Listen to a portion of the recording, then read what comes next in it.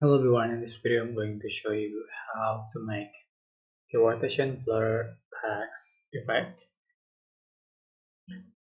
using CapCut PC. So first I'm just going to add the black screen to the track and go to text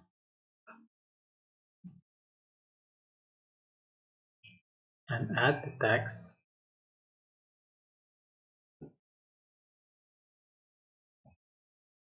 and you can change for the style, font color, and the size. So select the clips, right click, create component clip. Go to Effect and select Opening and Closing Effect. And here's the rotation blur that's added to the effect. But this is for effect you have to join properties to be able to use this effect. You can change for the option right here. Sorry.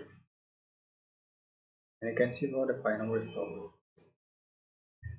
So that's how you can create the rotation blur effect for thanks. I hope this tutorial was helpful for you guys. Don't forget to like, comment, share, also subscribe. Thank you.